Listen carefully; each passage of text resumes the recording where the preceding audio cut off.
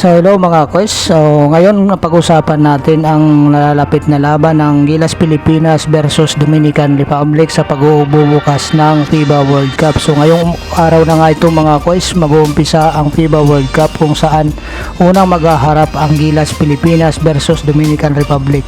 So dito nga mga kois ay balita na may masihigitan pa ang live audience na nakaraang mga torneo sapagkat sa ngayon mga kois ayon sa balita nasa 40k plus na ang sold out na ticket sa Philippine Arena at expected na din ang volume ng mga sasakyan dito mga kois sa lugar na ito, especially sa Bulacan at saka sa Manila.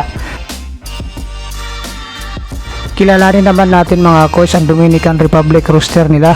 So nandyan si Angel Delgado, Andres Feliz, LG Figueroa, Victor Liz, Rigoberto Mendoza, Jean Mendoza, Antonio Piña, Lester Quiñones, Gilbert Solano, Heaven Jerez, Eloy Vargas at si Carl Anthony Town.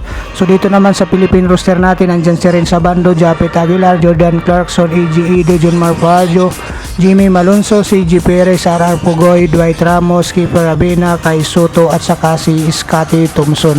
So dito nga mga kois, pag-usapan natin ang posibilidad kung kaya ba manalo ng ating Gilas Pilipinas dito sa Dominican Republic. So ang susi dito mga kois ay nasa kay Coach Tim Cone sapagkat alam natin si Coach Tim Cone ay pumunta ng Granada, Spain kung saan in-scout nga niya ang laban ng Espanya at saka ng Canada kung saan nanalo nga dito ang Dominican Republic at natalo naman sila sa Spain. So dito mga kois, malalaman natin mamaya kung kakayanin nga ng Gilas Pilipinas itong Dominican Republic sapagkat sa Group A nandyan ang Dominican Republic, Italy at saka Angola kung saan dito nga mga kois unang makakaharap ng Gilas Pilipinas itong Dominican Republic lead by the Minnesota Timberwolves ng NBA na si Carl Anthony Town kung saan viral nga ito ang post nila kung saan mayroon silang pagbabanta dito sa Gilas Pilipinas na hindi nila ito mamaliitin at siseryosohin nila ang laban dito mga kois.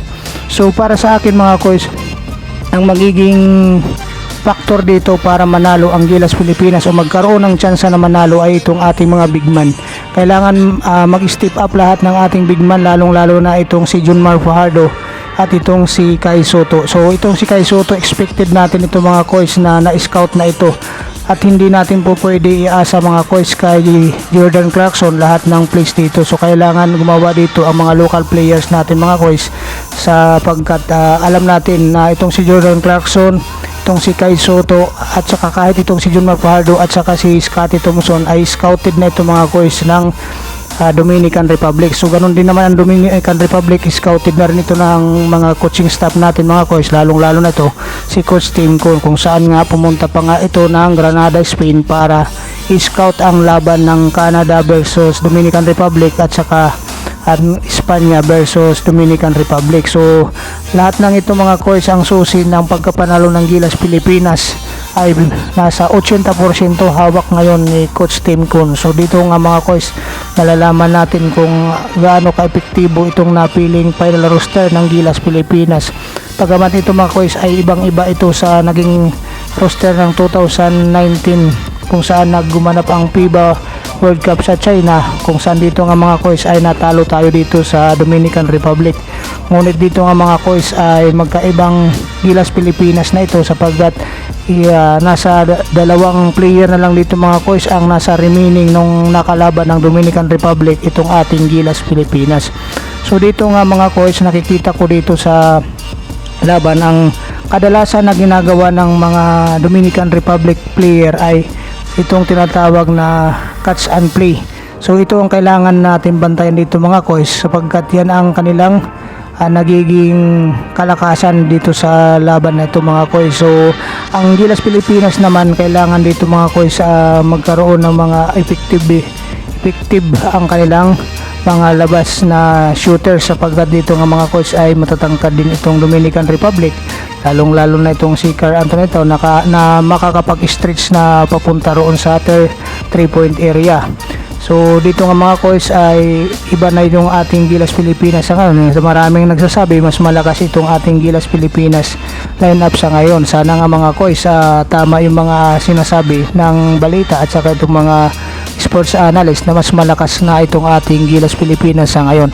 Sapagkat itong laban ng mga koys ay masasabi nating do or die dito mga koys, kasi kailangan lang ng dalawang panalo ng isang bansa para pumasok sa second round. So ang Gilas Pilipinas natin dito ay sasandalan nga itong si Jordan Clarkson at itong si Kai Soto at maging si John Fajardo at saka si Scotty Thompson. So alam natin dito nga mga koys ay medyo scouted na ang mga player na mga nabanggit ko, sapagkat alam ng coaching staff ng Gilas ng Dominican Republic, lalong lalo na itong si Coach Nestor Garcia, na ayon nga sa kanya sa mga balita ay hindi niya lalaruin ang laro ng Gilas Pilipinas, sapagkat alam niyang may mga shooters ito at kaya itong sumalaksak sa ilalim sa anumang oras at pagkakataon, kaya hindi ito mamalaitin ng coaching staff ng Dominican Republic. So seryosohin din ito ng Dominican Republic ang laban ito mga koys, kaya nga lahat nito ay may mga paghahanda. So dito nga mga koys, tulad ng sinabi ko, dapat ang Gilas Pilipinas ay huwag iasa lahat kay Jordan Clarkson, dahil itong si Jordan Clarkson ay iisang player lang. Ang laban nga ay 5-on-5. So itong Dominican Republic naman mga koys ay nandyan yung kanilang Carl Anthony Town na magiging lead sa kanila, at saka itong si Lester Quiñones na kung saan naglalaro ito para sa Golden State Warriors. So ito mga koys ay medyo mas malakas kung ikukumpara dito sa Gilas Pilipinas natin. Pero siyempre mga koys, hindi ko sasabihin na mas malakas ang Dominican Republic, sapagkat dito nga tayo sa Pilipinas naglalaro. So nandoon pa rin yung tinatawag natin na home court advantage mga koys. So mayroon tayong 6 man. So ito yung mga crowd mga koys. So dito malalaman na ng Dominican Republic kung gaano ang mga Pilipino ka very supportive pagdating sa basketball. So dito mga koys, masasabi ko na mayroon itong posibilidad na masilat natin itong Dominican Republic, sapagkat dito nga ito gaganapin sa bansa natin. So itong home court advantage natin, itong crowd natin, itong magiging malaking faktor mga koys para manalo itong ating Gilas Pilipinas kontra dito sa Dominican Republic.